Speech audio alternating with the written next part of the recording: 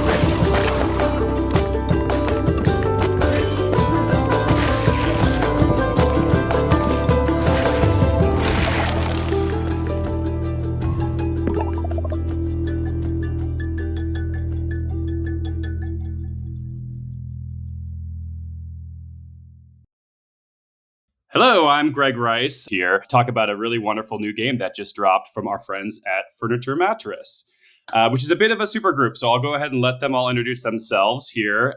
These three folks, maybe starting with Nick Suttner, who I'm looking at right now. Oh, hello. I'm Nick Suttner, and this is not going to be exciting if you're listening on video, but in case you're watching the YouTube stream, here is a Furniture Mattress that sits on my desk that my friend sent me when we announced the company. Some cute little furniture. But yeah, I'm a co-founder and writer, producer, business stuffs.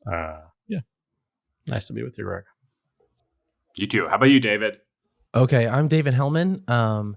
I'm the lead artist and art director on the game, and previously worked on Braid, A Lesson is Learned, but the Damage is Irreversible, Second Quest, and yeah, that's my role and my position. That's all you need to know.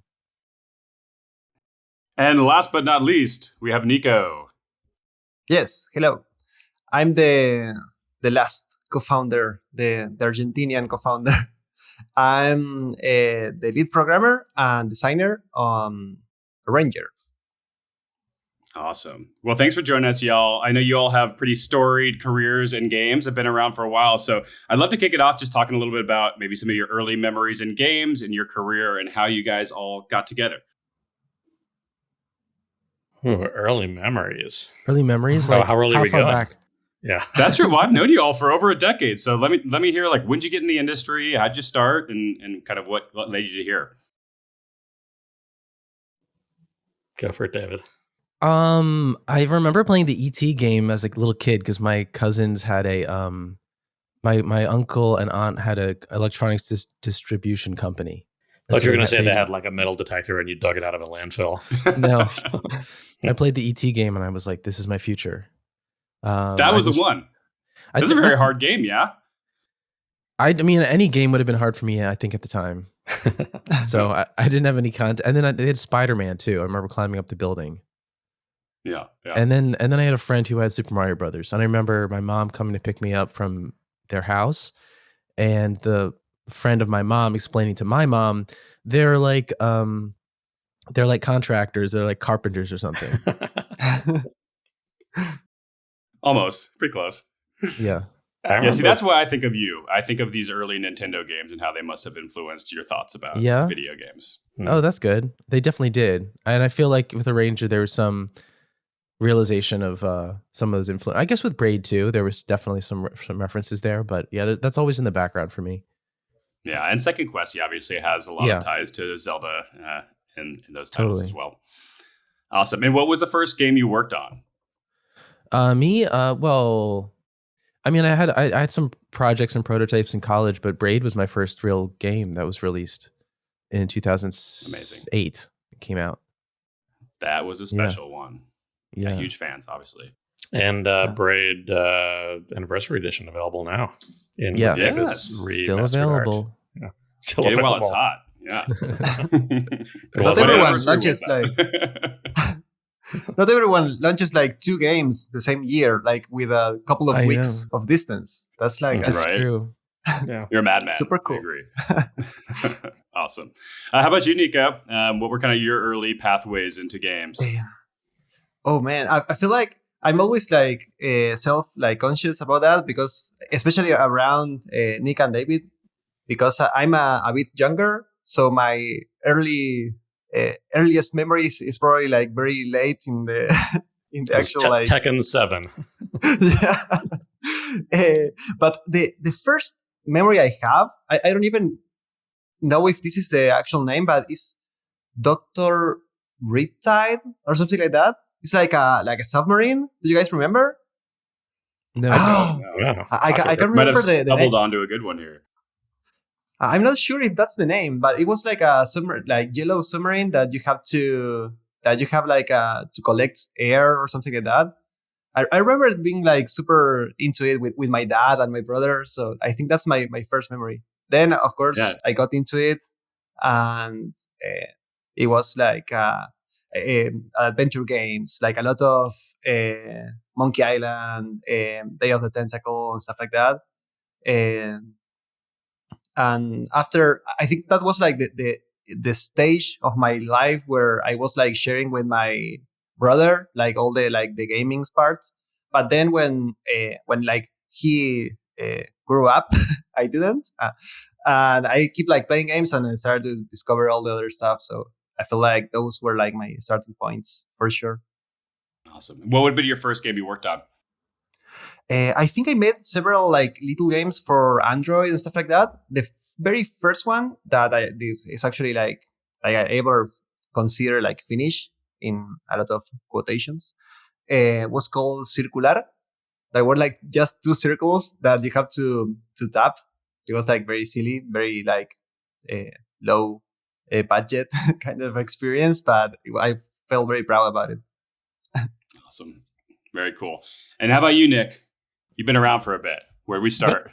I've been around for a bit. Also, I need to add that Claudio, our secret other co-host, mentioned that Nico's game was called In Search of Dr. Riptide for MS-DOS, which is a sweet name. Nice. I guess I was more a kid of like the not age wise, but sort of like what I glommed onto more sort of like PS1 and PS2 wise aesthetically. But I did play when David mentioned early Mario. I did play Mario Brothers as an arcade cabinet in the basement of the Century Mall in Chicago when I was very young with my dad, and that was like one of my earlier memories of just playing a game at all, which was influential, I think. But later, I mean, a bunch of games like Shadow of the Colossus, which I later wrote the book about, but that was really meaningful for me and sort of gave me a lot of feelings that games hadn't before and gave me a hint at their potential and such. And then, just the trajectory of like working at EB Games for years and finding that I love kind of, the best feeling. I've said this before, but I feel like working at a store like that, customers, come in and they're like, what's cool? What should I play? And I'll like find some cool, weird, interesting game and give it to them. And I think I've spent like my entire career getting further and further away from that, where like, that's the closest you can be. And then the next step is you're like in the press, which I did, and you're like writing a review, recommending something. And then as you keep making games, you get further and further from like the actual people playing them in a lot of ways. But that was a fun place to start. And then, I moved out to California when I was, I was 25. It was 2007. Did game journalism and ended up at PlayStation for a long time, which I got to know all you fine folks for the most part, and worked at Oculus for a little bit, and now I've been doing this indie thing for a while. And the first thing I worked on, I guess, actually the first game that I worked on as a dev, very luckily, was Celeste, because I had just left PlayStation. I reached out to Maddie and was like, hey, I saw you're looking for like an editor for your script for the game. I do have some experience writing. I know we haven't worked together in that capacity. I've been like your business contact, but if you're interested, and sent her some samples, I think, and was like super fortunate to be a very small part of that incredible game. Right after I left the corporate side of things. That's awesome. Yeah, we see a lot of people make that jump from retail into game development or from press into game development. I'm curious what that process felt like and how it was getting to the other side of the fence. That's a good question. I guess I think you just got to start somewhere with the thing you actually want to be doing. And I think, not that this is like a career advice show, but I suppose this comes up for a lot of us. Like, I think while I was at EB Games, I had a games blog with my friend Tom McShay, who later went on to write for GameSpot for a long time. Now works at PlayStation. And we just made a gaming blog for some friends. I was actually just talking about this a few days ago. And just our friends were reading it. And then somehow a couple other people started reading it. And Arnie Meyer, who's now the VP of Naughty Dog, who we probably all know, like, he at the time worked for like Microsoft's one of their PR agencies, and he somehow came across it and was like, hey, I like your stuff. If you guys come to E3, do you want to like come behind the scenes and see Gears of War? And we were like, what? And we were like just literally making like, we had like 7 readers who were our friends. So, we sort of just like did our thing and did it because we cared about it. And then like someone took notice, and that was kind of the beginning of like taking ourselves, not taking it more seriously, but sort of seeing a path of a career somewhere in the distance on the horizon. So pursuing that. So it was more sort of the games blog on the side and faking it till you make it, and then getting like a unpaid internship at Games Radar until I could get a paid internship at 1UP. And I don't know, just kind of scrapping it a bit and willing to like make big bad life choices like moving to California without a paid job. So don't do that. It worked out. And awesome. You guys have all had really storied, interesting careers. But how'd you all decide to get together and form this new company and decide to make a game as a team?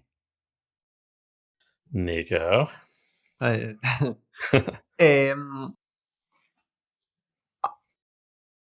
Was just before the pandemic. I think it was 2019.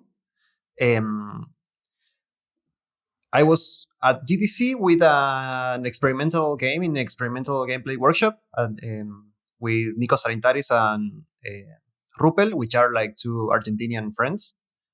That game got the attention of Nick, because Nick mentioned something afterwards, and we got in contact, and we started like working on that for some time. But that game didn't like really like work out. At the end, the game was called Misshapen, and I was aware, because of different conversations, that Nick was looking for getting involved in a new game from the start. Like, that was like a thing that he mentioned a couple of times, and I had several prototypes. I was like, at that time in my life, I was just like, I did I released another game at the time that was called Ethereal.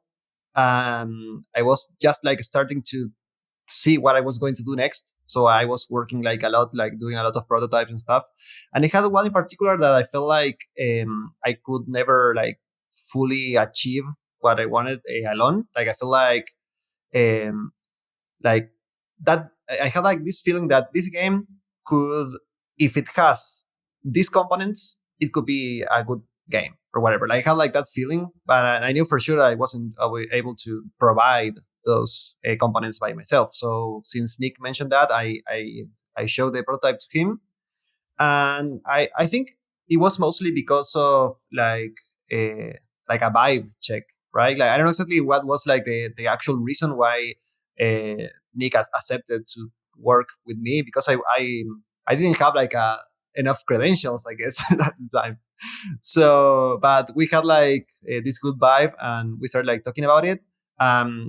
For me, it was very funny because at that time, Nick said, "Oh yeah, I'm interested, and I also have like this artist friend that maybe he can join, whatever." And when he told me like he's the artist from Braid, it was like, what? It was like I admired that game a lot.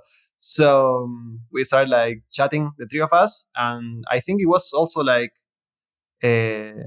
like this feeling that things could work out, but we don't have like any proof like that will work. But let's try to do it, and we started to like officially working together. And almost immediately we asked Tomas to join the the music audio people person. So I work with him in Ethereal, so I also had like a very good relationship with him. He did like one early test, and the guys like love it like forever. So the team assembled like pretty fast after that. Very cool. Well, I see a lot of all your guys' prior work in this game, so I'm curious how you kind of decided to come together and figure out what specifically you wanted to make. Yeah, I feel like it was. We had like a. I mean, I don't know if anyone wants to chime in, but I feel like at the start it was a lot of aligned like interests in play. Like I feel like we all agree that we wanted to make a game with these characteristics. We wanted to make like with some kind of exploration element, some kind of puzzle element, some kind of like Zelda vibes and stuff like that. So I feel like it came pretty naturally. But, but yeah, I don't know if anyone has something specific to add. Yeah, I think that's fair to say. It feels almost like I don't trust my memory, because there's now kind of confirmation bias in terms of like the final product kind of filtering my memory of what we did. But it does feel like it came together fairly naturally. I mean, there was already the really strong premise that you developed, Nico, of the Rubik's Cube world with RPG elements, that is characters, monsters, dialogue, and stuff. But then developing the sensibility, the actual form like the art would take and what the story was, those things were like pretty open, quite open. But yeah, it does feel like it came together naturally. I think I do think there was like some sense that it could have been more open worldy or more nonlinear. Like some of this stuff was determined eventually by practicality. But yeah. Well, let's talk a little bit about the design, actually. I think it's a really interesting mix of things, right? It feels a little bit like Zelda by way of like Sokobon or a block pushing game, but with a really unique mechanic too to the twist. So how did that come together? And I guess, are those appropriate touch points, or where were you drawing from? Yeah, I think that was really like accurate. I feel like the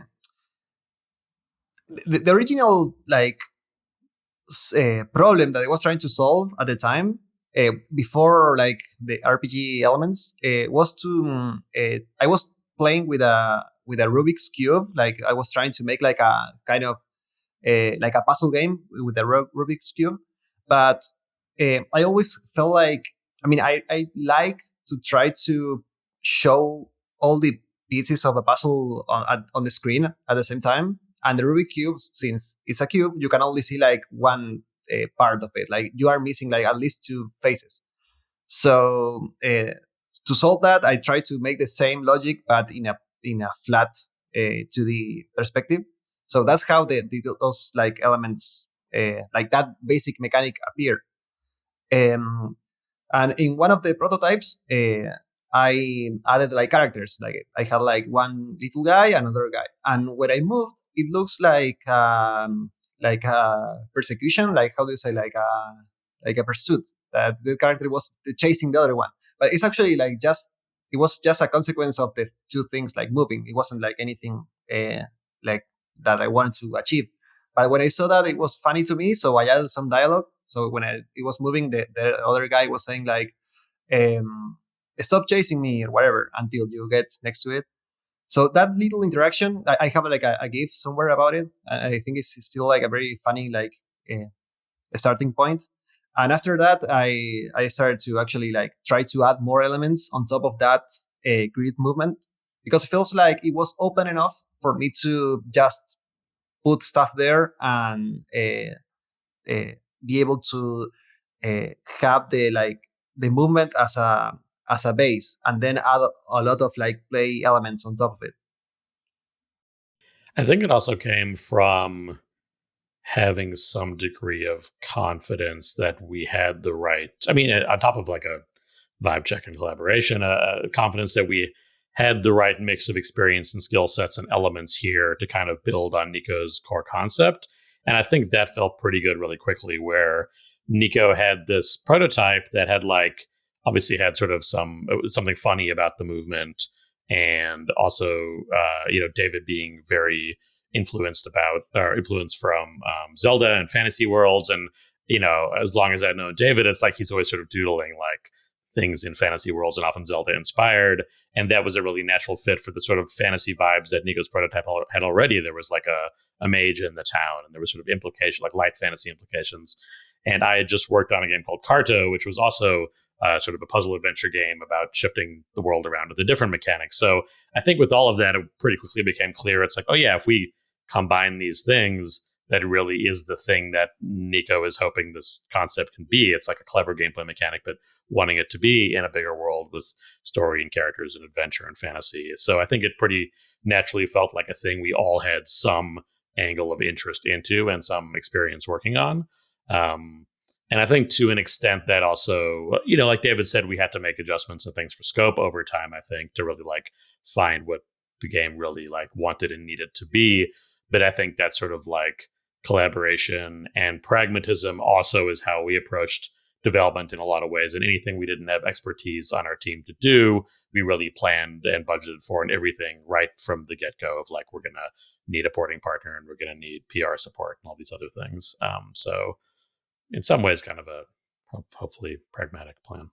Yeah, and I'd like to add, Nick, that you, from the beginning, I guess, pulling together the three of us, and then as the project went along, as we involved other parties for PR and localization and so on, I think you did an awesome job just kind of like pulling in, just sort of like selecting good people and kind of pulling people together. So I think that even down to the original, like pulling me in, I think that was a very smart, very wise choice. You are a good person. Well, Yeah. I think, let me add to that too. I feel like I want to like say this on the record whenever I can, because the reason I was able to pull in good people is because I know good people from just spending time in the industry, as we all have. And I think people you want to work with and who are kind and easy to work with really goes a long way and makes a massive difference in a situation like ours. And going back to what I was saying about working on Celeste after I left PlayStation, I didn't have a ton of experience or hadn't written games, etc. And I don't think Maddie wanted to work with me because she knew me as a collaborative creator. It was because that she knew I was easy to work with, and we had mutual trust, and that goes like such a long way. So I just want to say that's like such an important thing in games to establish. To me, that's like oftentimes more important than talent and connections, whatever. It's like just being a kind collaborator is critical, and that'll go, I don't know, a long way to find other people to work with on things like this. And I think that was great. And then, we had people recommended to us. So like, we had Astra, who now Astrological, the indie publisher. Before they were just sort of a fund, and they helped get our game off the ground in a big way. They were all great. And at some point they were like, hey, you should talk to this guy, Adam DeGrandis, who to do some like art consulting planning stuff. And Adam's awesome, and sent him our way. And then Adam recommended some other contractors eventually. So it's really just this big chain of awesome people getting connected. So that's been really great for us, I think, to your point, David. Well, and awesome that kind of collaboration came on your first title, working together as a group. So neat to see the camaraderie formed so strongly so quickly. I guess back to the design. There's a couple things I'd want to dig in. I mean, obviously, it's right there in the title, Arranger, a role puzzling adventure. That's a new one for me, a role puzzling adventure. But I think it really represents the two sides of this game, right? Like it has the puzzle mechanics there, but it is wrapped up in a larger RPG type game. And so I'd like to kind of drill down to that a little bit. On the puzzle side, I think I'm struck by a lot of really high quality puzzle games these days that are very challenging, often things that you have to kind of set down, step away from, and come back to. And I didn't get that sense here. I felt like it had a really amazing difficulty curve. And every time I felt like I got to a challenging puzzle, it seemed like it click and I'd have that aha moment, and that was maybe the last puzzle in the segment. So I'm curious how much playtesting you did to get to that point, and how you were able to kind of iron that out so smoothly. Yeah, we were lucky. I feel like I feel like we some of the design like ground rules that we had. I feel it was like in some ways, it's like an easy way out, but at the same time, it requires way more volume of different like ideas, I think.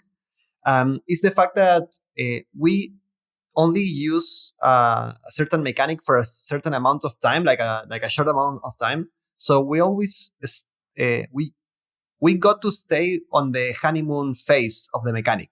So you just learn to use it, and then we get to a point where we show you like one of the first or the two ways that the mechanic becomes like tricky, and then we move on to a completely different mechanic. So I feel like that flow makes it like keeps it interesting for players, because you still like you have like that like refreshment each time that you find like a new mechanic, but not like not the player nor us got like very deep into the different like permutations of that mechanic allows into. Like, I think that's what most puzzle games do. Like they take like one mechanic and exploit it like until like there's like nothing left. And I think that's a very good design. But in this case, I think we went to the other side where we just show you like a little bit and then something different. So it's like we try it, so people always find it like a fresh ideas to explore. As I'm hearing you say that, Nico, I mean, I'm familiar with this answer, and I agree. But it also occurs to me that the core tile moving mechanic is there the whole time, and I've heard people remark how impressive it is that you, as the designer, sustained that for the entire game. That all this stuff comes out of that. So there's some part that like you just keep deepening that sustains, right? Yeah, I think that's like a property of the.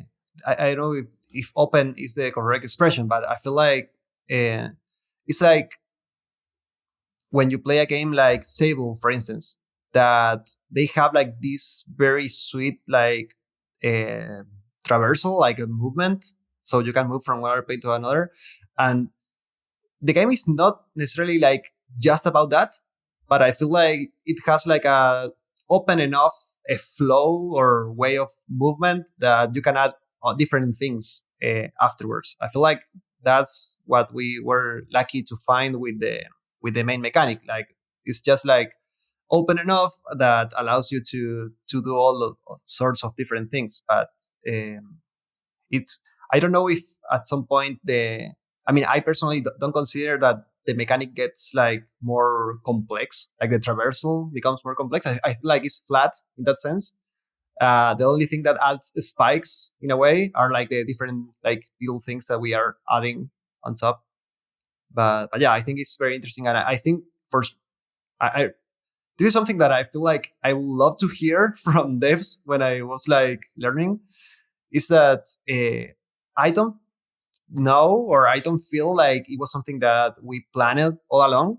Like I feel like we were exploring and we found that kind of experience, but it's not something that we like thought beforehand and we say, okay, we're going to do this plan exactly, and this is going to be the outcome. It wasn't like that. It was like we try things, we fail a lot, and we keep trying until we found something that worked. So I think I was kind of joking before, but it's also true that we were very lucky.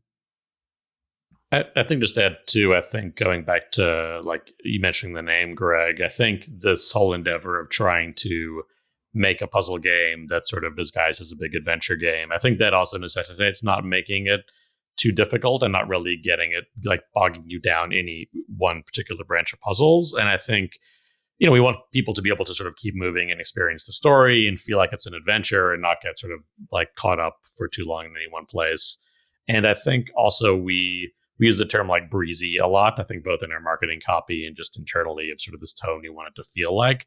And I think that also comes from sort of the disposition of the team and especially things like Tomas's music that he was showing us early on and composing. And it's this sort of like, light, kind of goofy, kind of silly tone, but that can sort of settle in and get like a little bit lonely or poignant or something different at some points in time. And I think also to accommodate that feeling and the feeling of having some momentum, I think that's another reason why we didn't want to sort of like get too gnarly on the puzzles and really like challenging you wasn't really the point. It was sort of like providing variety and exploring this mechanic in a lot of different ways. And it's funny because I actually think I had a dream last night about answering a similar question, maybe because I knew we were doing this interview. But I feel like in a dream, I was telling someone like, oh yeah, Nico has like tons of other versions of this mechanic on the cutting room floor, which is true.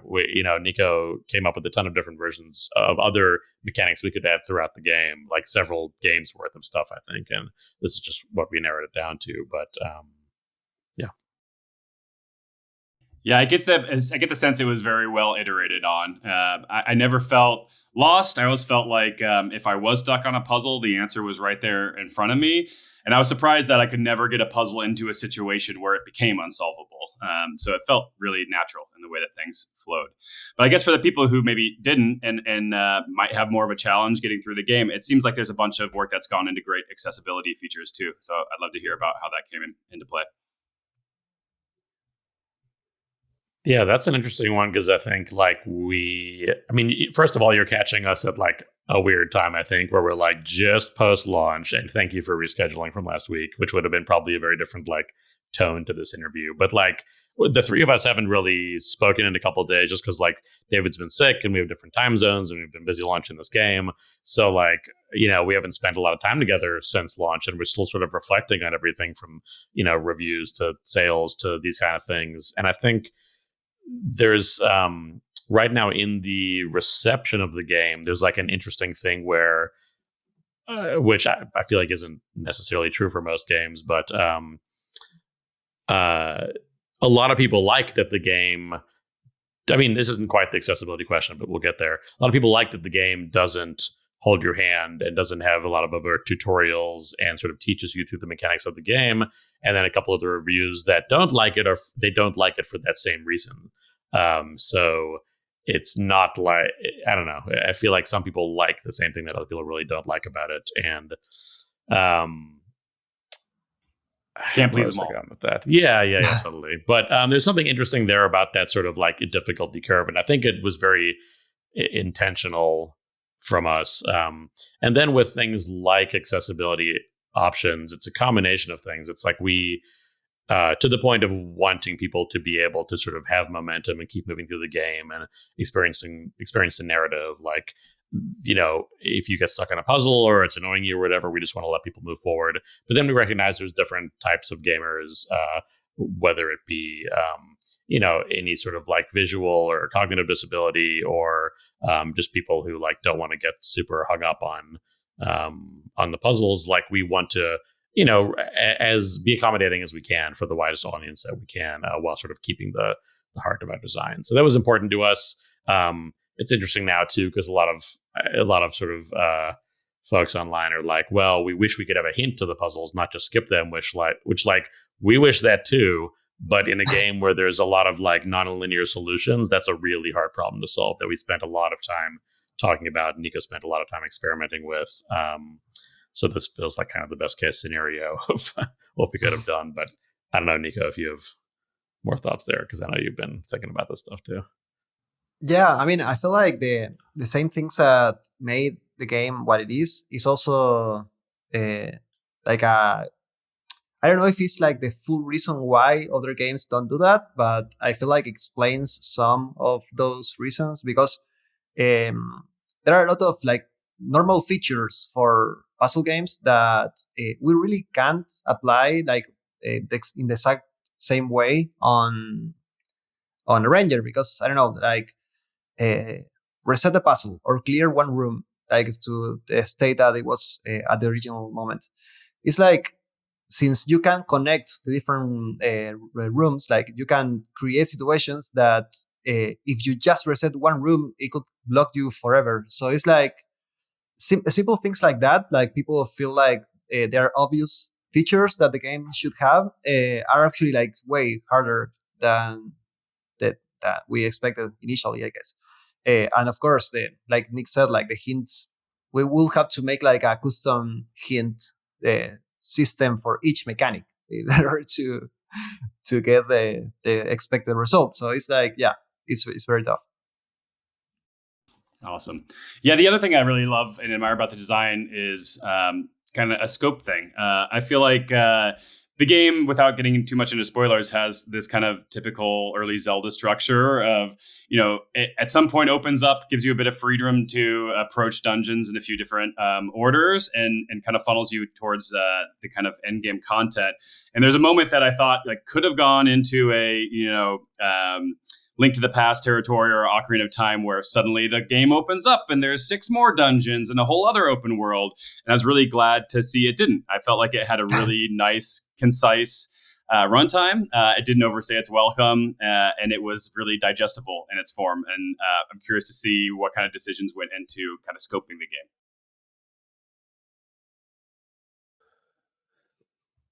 Yeah, that's really good to hear. I don't know. I don't have a comprehensive. I begin to talk and I feel like I need to have like a long answer, but I don't.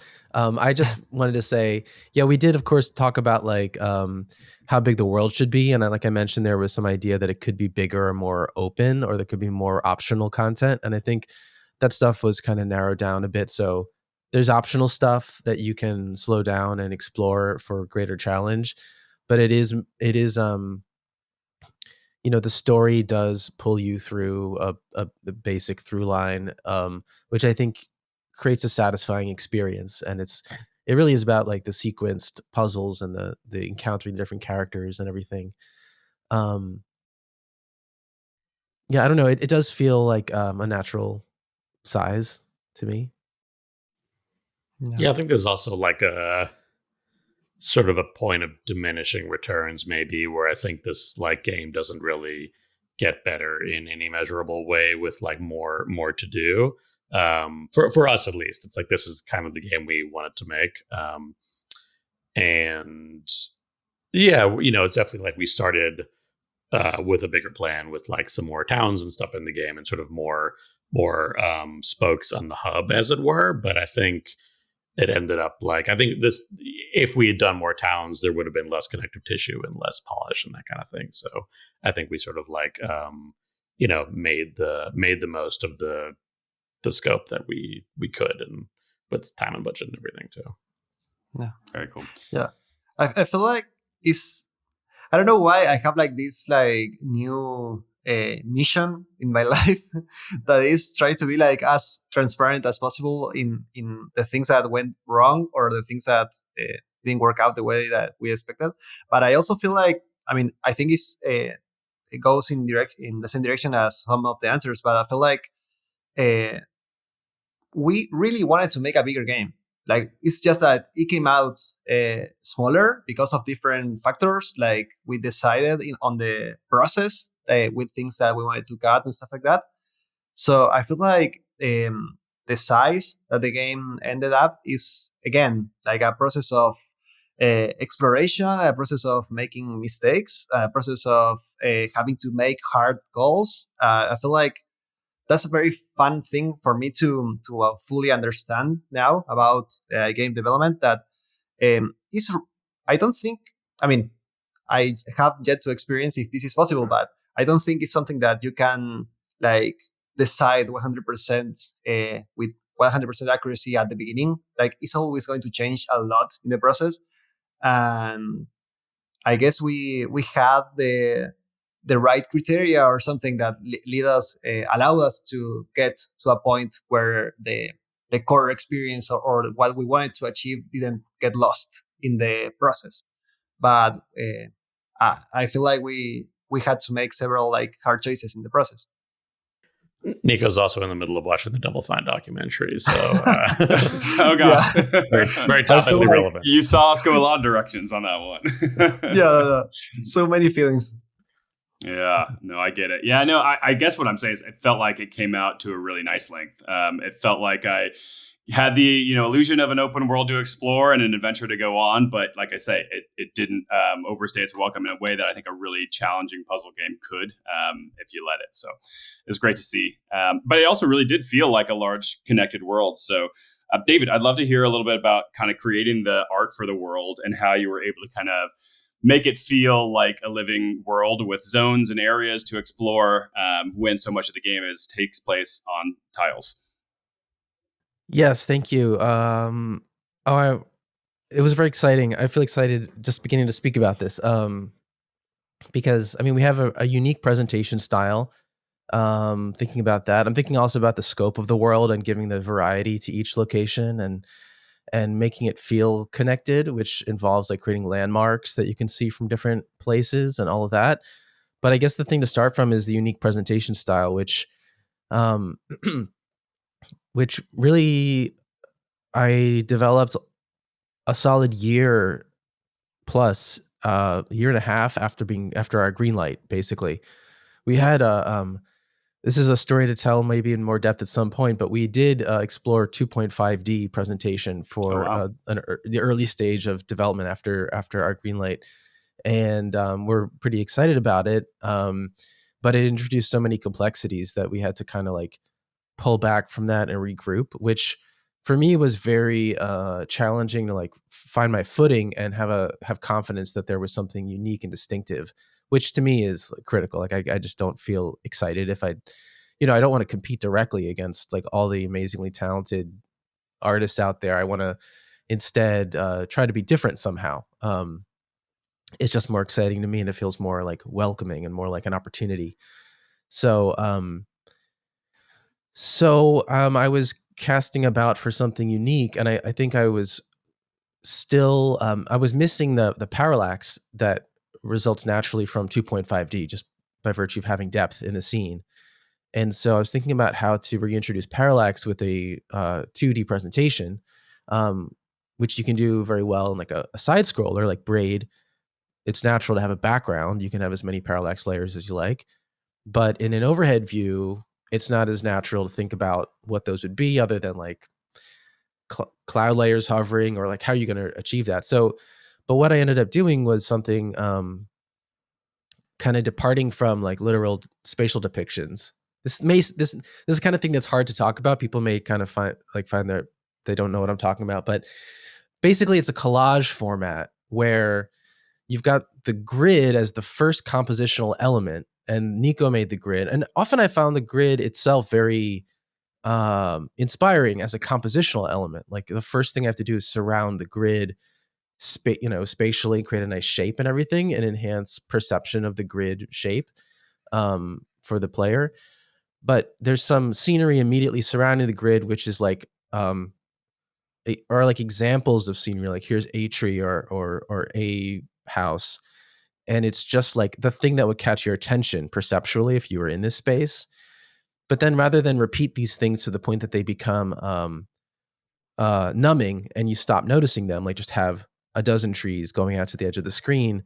Instead, we just have the 3 or 4 trees, and then the backdrop is like a very obviously repeating pattern of like clouds or sky, which is a spatial kind of like breaking the rules because it's behind, but it's showing you the sky.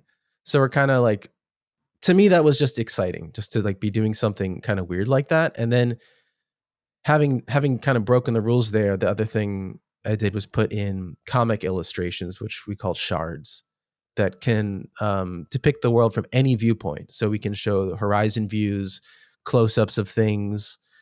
Again, like I'm very conscious people listening may not know what I'm talking about, but if you play the game, it's got something unique going on, and you've got your environment that you're in, but then a large part of the screen is given over to these illustrations that just appear or disappear or slide into view that should fill out your the atmosphere of the place, your subjective experience of the place, like what would actually catch your attention if you were here, and also help to draw spatial connections, like show you things in the environment that the viewpoint wouldn't allow you to see naturally, like something in the north that's very prominent, like you're in a town surrounded by a wall, and everywhere you go you can see this wall and you can see the large gate in the north. Well, if we have an overhead viewpoint and that's all we have, most places in the town you're not going to see this wall.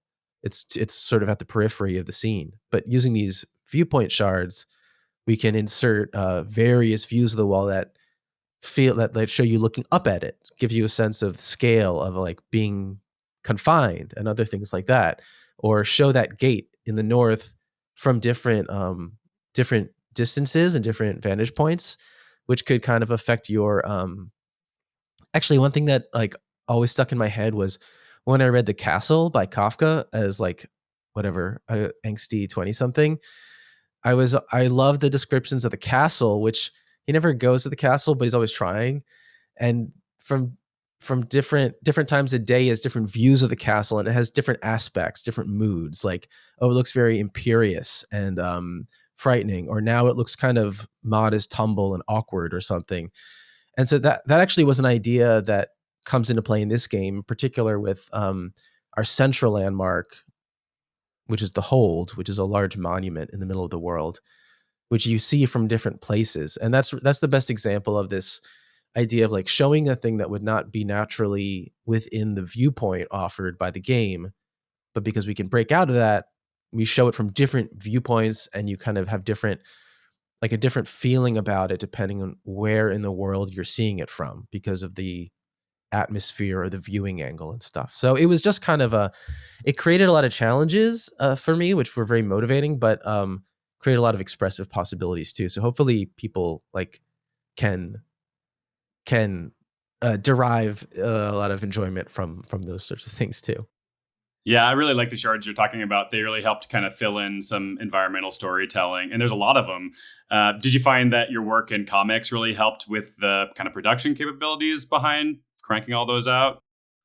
Yeah, for sure. I mean, it was very much native to comics. You know, it felt like doing comics, and of course, our art team, like we ended up hiring a bunch of artists to help me, so that certainly helps as well.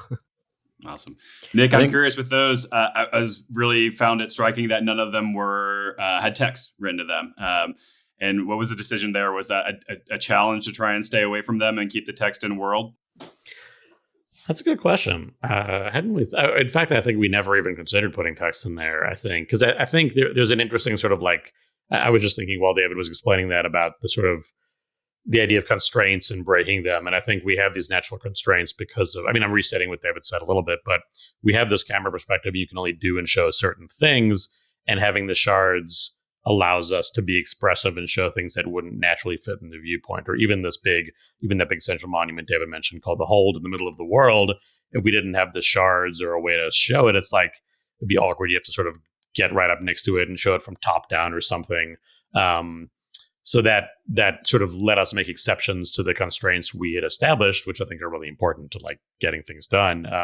But then also there's sort of constraints within the shards too, to like make those doable. So I know David ended up deciding on like certain, like the complexity of the color palette, for instance, or things like that had sort of limitations to allow us to get them done and make a lot of them.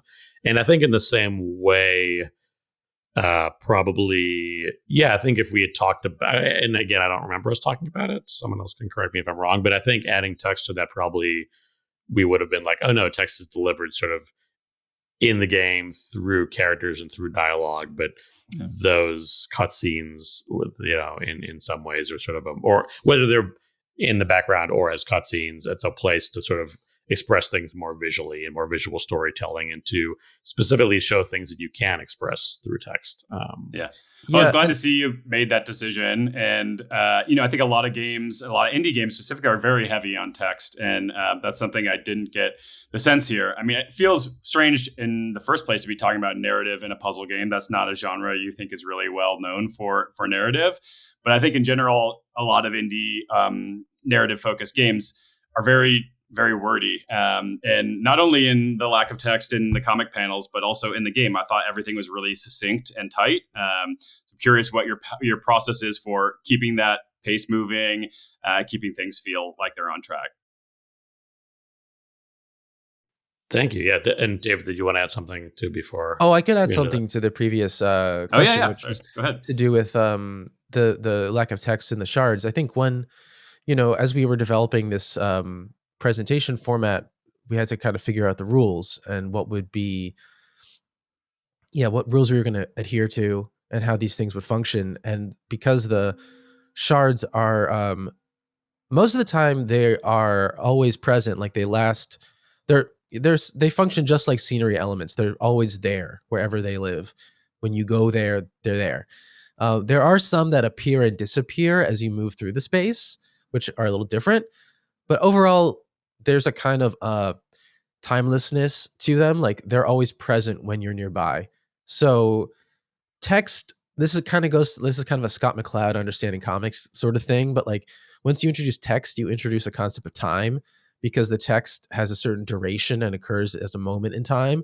So if you, for example, had like a shard with like a character with a bubble talking, then it might feel like every time you go over to that place, this dialogue is occurring again, and then we'd have to deal with like, are we comfortable with that? Like now, does it feel like this is a memory of a moment that we always recall, or is it really happening in the present? So in fact, one of the things that came up early on was, when I started introducing these shards, both Nico and Nick said they weren't really comfortable with Gemma, our main character, being in the shards, because she seemed I think there was a disassociative feeling, like I am Gemma, but then I see myself in the shard.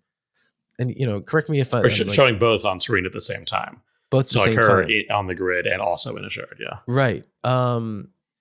Eventually, I do have Gemma appear in shards that sort of appear in passing, like the ones that appear and disappear, because that felt like a compromise. Like as you move through the space, it may appear and disappear because it does belong to a moment. Like when Gemma is in this specific place, a specific thing is happening to her. But again, it's a sense of like, do the shards belong to a discrete moment in time, or are they timeless like any object in the scenery? So there's a lot of subtle storytelling stuff you think about when you're breaking rules or making new rules. And I think to your question about sort of the text and narrative generally, Greg, I mean, I'm glad it didn't feel like a lot for you, because I feel like it is a lot in places, especially up front. I know there's a lot of text, I think, while we're sort of introducing the world, but we're also trying to build a lot of world and sort of imply a larger world, as well as introduce a relatively complex character and a whole cast and sort of a story arc that's bigger than just her adventure and some background lore, and do a lot in, just a few hours. And I think we also wanted the towns in the game to feel like somewhat more discrete spaces narratively. So that's really where the story gets moved forward. And sometimes we bring that into the puzzles or into the dungeons just for more flavor, but not really interrupt that experience too much. So while we overall want to make it feel pretty coherent of how the narrative and design and puzzles fit in the same world, we were also cognizant of like, you don't really want to like be doing a puzzle and someone stopping to talk to you every couple minutes, or you're trying to have a conversation. You have to stop and like puzzle your way out of it. So I think we tried to strike a balance of being somewhere on that spectrum in different areas of the game, and what that means. Or like the wilderness spaces you explore, which have some optional puzzles. They're mostly exploration, but they do have characters which you can engage to however much you want to, but they're not part of the critical path. Yeah. And I think you're right that there's clear areas where a lot of narrative is happening when you're in towns. Otherwise, when you're out and about, usually people just have a few lines to say and kind of don't overstay their welcome, which is nice. But I think the other piece of it is just that the characters are all really charming and have a lot of character to them. They all feel very, very unique. So I guess that's probably a good thing to hear from both you and David about is how do you kind of create those characters that all feel striking and different and have personality. Well, we definitely share a goofy sensibility. So, like, it was fun to take some character pitch from Nick. Like, here's a character I thought of. Here's the dialogue, and then like try to draw it in a funny way. Like I don't know. The first one I think of is what's the Wally at the wall, the guy in the overalls with the hard hat. Just a sassy fella. I don't know. I think that stuff tends to move pretty quickly too. Like we come up with the idea for the character, and some of this we did up front. Like when we all sort of we met up in person together a couple times throughout development, and sometimes we'll have like a big brainstorming session and just bang out. Like we made a long list, banged out a long list of like here's potential weird characters you can meet out in the wilderness, and a few of those we did end up doing. Or so. Yeah, once we have that, I think I'll write a few lines of dialogue or have a goofy idea, and David will sketch something. And I think it's like this back and forth inspiration that usually, as far as the characters, like even though some of them took us a few years to like get around to finally doing and putting in the game, when we actually sit down and do it, I think it has to happen pretty quickly. Yeah. And like David said, it's like the sharing that taste, and with Nico too. I think that's sort of like. I think we all overlap a lot in like sense of humor and wanting to make something weird and quirky. And so that stuff I think is usually sort of the easiest sell on the team. It's like, why do something overly elegant when you can do something like silly and throwaway? Because that's usually like more fun. Yeah, and that kind of tossed off quality. I mean, I always want the characters and the objects to look well formed and well designed and everything, but it feels great to do something quickly and just kind of be like, here it is. And with the characters, because they're all just a single drawing, it was possible to just like do the asset. There it is. And often that's what happened. There were characters that were introduced early on that we iterated, like our main character went through a lot of iterations. A lot of those were like pretty small tweaks once we got in range, but there were a couple versions before the final that we lived with for a little while. Then there were characters like Susie, the kind of motherly figure that you live with in the beginning, who looked one way from the early demo and then changed at a certain point. I don't think that was the easiest sell. I think you guys were like not 100% comfortable with the new version, but it stuck. Feel free to comment on that. But there were a bunch of others that just sort of like dropped in at some point, and that was that. And that's like the sort of like Stockholm syndrome of working with a small team is someone just puts something in and then someone else is like, so are we going to change that? And then it's like, well, maybe you're not right now. And then everyone just kind of lives with it for a while and we just get used to it and then it's fine. Yeah, no, definitely that personality and charm comes through. It's interesting though, because I think that while the game does have that humor and kind of light tone at times, it also touches on a lot of themes of, heavier things like environmentalism and class and mental health. And how was balancing between those two? What is the short answer to that? Yeah, I think we also all have like strong, and again, you have to remember too that like Nico said, I mean, when you reached out to me, this was like the week of like March 20th or March 10th, 2020. So it was like right before lockdown, things were feeling weird. And then they got even weirder. Then we're all stuck in our houses making this game together.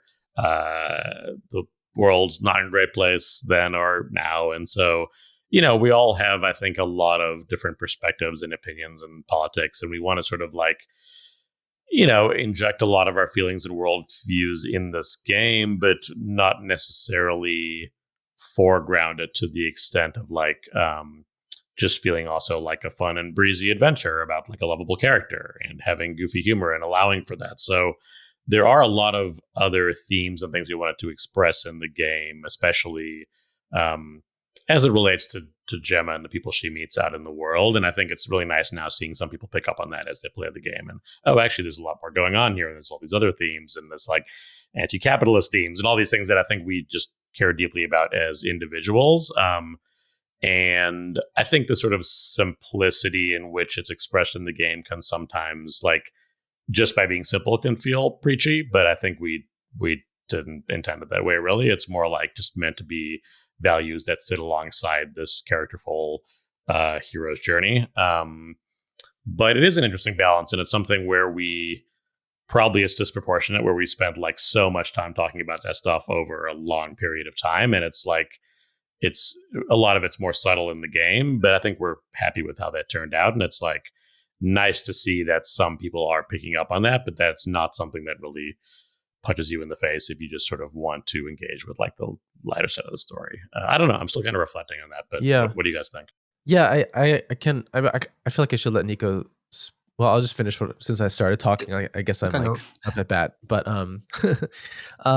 but yeah, I can identify with your like sort of reaching around for some kind of answer, because what I mean is it's been a while since we really like contended with this stuff. It was early in development when we were really trying to work out the themes, and then at a certain point you're just executing for a long time. And I think we're still coming off of that. But early on there was a lot of discussion about what we want the story to convey, and there were a lot of different things in there to do, like you said, with the lockdown, like a kind of sense of social isolation and kind of like distrust of other people, and yeah, for me there was also a wish to put in some kind of like something about like resources in the world and who's taking them, and like how that works, and how that honestly like how that intersects with ideology, or kind of like how people justify what they're doing or what they believe in. And the hold was a big part of that. I don't know if I ought to like explain the metaphors, but like the hold, like which I mentioned, with a large monument in the middle of the world, ended up being just a production challenge eventually. Like, how does it look? How do we get it to appear as we envision from different angles and stuff? But the original idea was a metaphor. It was an important metaphorical thing to do with the themes of the story. So I think there are different layers for people to kind of like ponder if they choose to. And a lot of this, I think, just came out of the. I don't know if you want to speak to any of this, Nico, because I feel like both David and I want you to. We want to do less talking so you can talk. But like, a lot of this comes out of the mechanics too, which again, I'm glad people are picking up on. But like this idea of, okay, if you're a character, you can manipulate the world around you, but inevitably causes chaos. What does that mean? What type of character would that be? And that kind of leads to Gemma as a character. And okay, if you're in this town and you're trying to find a key to get out of town, and this town is constrained behind this wall, like, why is it constrained? What does that imply about the other world? What is this force of the static stuff we have in the game that makes objects immovable? What could that represent? So I think a lot of the core gameplay mechanics, and as we thought about them, led to interesting story beats and themes, and like naturally could sort of fit in with some of the stuff we wanted to express. So a lot of that just comes out of like building on the discussions around the mechanics, and it becomes this nice like self-fueling thing of like, how can we have these different parts supporting each other and being the game we want to make, and also telling the story we want to tell, and everything. Nico. I really don't have like anything more to add. I mean, just mentioning that I feel like these kind of things were like I always have like this feeling that without the rest of the team, like the game will never have like. I don't think I think that the reason why the game went in this direction, it was because of the collaboration between all of us. Like, I feel like that stage of development was very about like brainstorming together and decide like what to do, what to tell, and stuff like that. And I'm frequently thinking about that. Like, I knew at the beginning that I wasn't able to make like like the game that I wanted to make by myself, but I feel like now it's like more clear than ever. Like, I feel like we really got to a point where it's really more than the how do you say this in English? Like it's more than adding the parts, like the result. More than the sum of its parts. Yeah, exactly. Like it feels like it's kind of wild how the collaboration got this thing like being as special as it is now. Yeah. Awesome. Well, I found it really powerful. And like you said, you're only a week out from release. So I'm sure you're going to only hear more and more people reacting to some of the themes that you guys sprinkled throughout here. You guys touched on this a little bit too, but I'd also just love to kind of get into, what's it like making games in 2024? How has it been since 2020 working on this game remotely? I know, David, you and Nick are both here in the Bay Area. Nico, you're very much not, I believe, in Argentina. Is that right? Yeah, Argentina. Yeah, so I guess always planning to work remotely, maybe not exactly in the style that you did, but yeah, how does game development look these days to y'all? My first answer to that is that I personally don't know anything besides this. Like I always work like this because of where I am, I guess. Like I always collaborate with people like in like remotely, especially because I'm not from Buenos Aires, which is like the capital city of Argentina. And most devs are like around those areas. And I actually live in a smaller town, like some kilometers away from it. So I feel like naturally for me, it's like the main way to work in games is remotely. So I was kind of used to it. But it was kind of weird for me to adapt to the different like time zones with the rest of the team, especially because you guys have that summer time thing that drives me nuts. So I think like us too. Yeah. That's like the main challenge, I guess. But the rest was normal for me. But I could tell by different like times and opportunities that we have that what was best for me wasn't necessarily the best for the rest of the team. So we had like several like instances where we got to be together in the same room, and we clearly got like a lot of work done. Like it was like a completely different experience. So I guess it was like a real challenge that we likely go through it. Yeah. Yeah. I think. Obviously a lot of devs aren't working remotely. It sounds like this was the plan from the beginning with you. So do you have any kind of tips or guidance for people who are struggling to figure out how to make that work? I don't know. Like, I feel like we have like different stages of different kind of like meetings, schedules and stuff like that. Like, I feel like the stages of the moment change a lot from time to time, like based on the needs of the moment. So I feel like one thing that I learned about working together with the rest of the team was like we have to be open to adapt our needs to different like structures, and talk things through. Like I feel like it's not like really like a way around that. Like it's like a balance that you have to find, like to how much. For instance, we have to decide. Someone wanted to have more meetings, and some others wanted like to have less meetings. So we have to find like a middle ground that works for everyone. So everyone has like all the information that they need to do their work. So I think that's basically like the core of it. Like talk as much as we can to find these solutions. Yeah, it is tricky to figure out. I mean, I've done a lot of remote collaboration.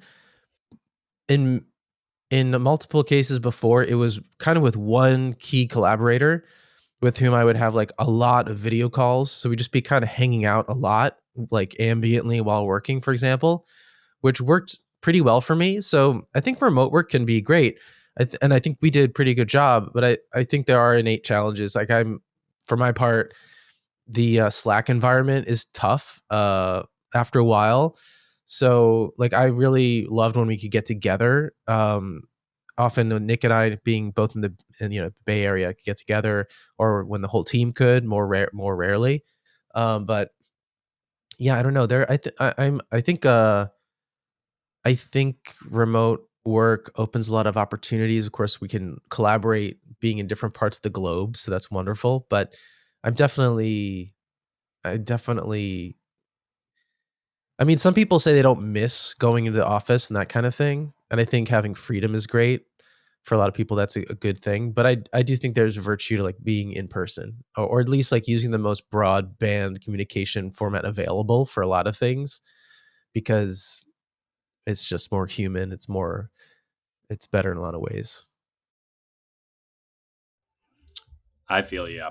How about just getting the word out there on your game too? Has that changed since the last time you guys all put out games? I felt like this had a really nice, tight marketing runway where you had big beats around the announcement of your game. And I don't know if it's just in my wheelhouse, but I'm hearing all about it and hearing about people playing it. So what advice do you have in terms of like discovering, getting the word out there about your games?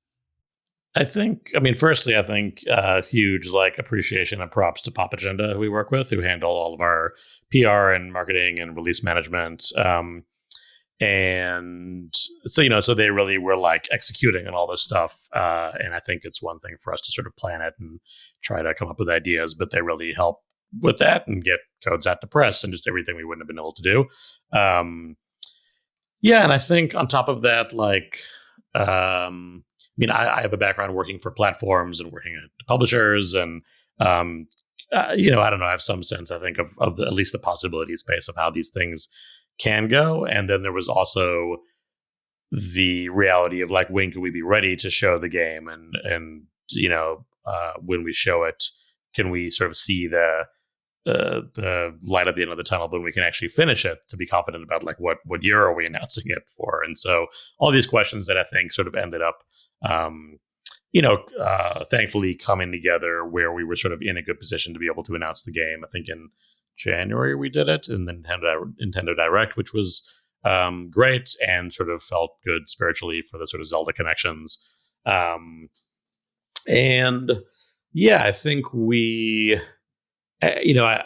I think just having a plan is the important part. And I think some teams are better with a more open development, whereas some, like we did, just kind of focus on a few big beats. And that's kind of what we had the bandwidth for, and made sure that we really communicated what we wanted to communicate in our trailers, and had the game at, Summer Games Fest to show to press, and sort of did the most we could in that relatively tight runway we had. And I think tried to express what we wanted to about what the game is, and the fact that we are kind of, again, trying to slightly hide a puzzle game in an adventure game, and appeal to folks beyond just sort of the core like puzzle audience. Or but I don't know, what do you guys think? Slick trailers. You had a slick trailer that helped. Thanks. Yeah, we had a lot of help from Derek Liu on the first one, and Star Saint Germain on the second one, and composer Tomas and David worked together on our launch one. So I think those are all really important to us, and all had a lot of sort of input on that and what we wanted that to cover and capture the spirit of the game as best we could. I believe you guys did a demo too on Steam Next Fest. We did, yeah. So getting out into people's hands probably helped as well. Yeah, for sure. Awesome. And even things like that, though, you get interesting feedback from. I don't know, Nico, if we had any sort of feedback from Next Fest. I guess it didn't really have time to affect the game, but even things like people catching little weird bugs and other stuff, it's really helpful, and just to like get the word out there. And we try to be pretty generous and give away like it was like the first hour of the game, really, but just sort of a nice clean cutoff point, and hopefully leave people excited to play beyond that. Cool. Well, it seemed to work. I'm seeing a lot of people talk about the game. It seems like buzz has been strong. So congrats, y'all. Curious, what's next for Arranger, and what's next for y'all? Hopefully some downtime and some vacation, but beyond that. Exactly. That's mainly the thing. I mean, besides like fixing some bugs until that's somewhat like done, I guess. I think, at least personally, what I'm most looking for is like to just stop for a bit. Yeah. Awesome. Very cool. I can't see the future. I feel like finishing the game became this gigantic thing that just like blocked out everything else, which at times it's like, great, I don't have to think about anything else. It's just this. But then other times it's like, I need something. I know my life there needs to be some revolution here, some turnover, some change, and some freshness. So that still feels like it's coming after a much needed rest. Yeah, it's kind of like I felt like it's easy to hide behind the game and sort of like tuck your personal life away for a bit, or even hide behind things like, oh, we don't have to finish the game because we're busy announcing it, or we don't have to like, launch it because we just put a demo out. Like, and as time goes, you sort of can hide less and less. And now that it's out, it's like, boy, now I'm just like here naked with my personal life, and like, what do I do with that? And how do I move forward? And what is life? So it's kind of, again, you're catching us right at the first day of that. So, well, congrats, and please enjoy all this newfound time you have, and hopefully all the success that you'll see from the game. But thanks for joining us. Thanks for talking about this, Nick, David, Nico. It's great to have you on. Thanks, Ray. And to our listeners, please go play Arranger, a role puzzling adventure. That again. Please play Arranger, a role puzzling adventure. On what platforms can we find this game? PC and Mac via Steam and Epic Game Store, and Nintendo Switch and PlayStation 5, and also on iOS and Android. If you have a Netflix subscription, you can play them for free. Wow, that's a lot. It's funny, just during this conversation, a friend of mine I saw texted me, and he was like, hey, you think you guys are going to do mobile? It could be a good fit. Potentially swiping just makes a lot of sense with the mechanics. And then, already on Netflix. Like, he answered his own question during this interview. So amazing. It's being ported to new platforms as we speak. Just kidding. Wow. Yeah, awesome. Well, great work, y'all. Thanks for joining us. Thanks, Greg. We'll see you soon. Thank you. Cool.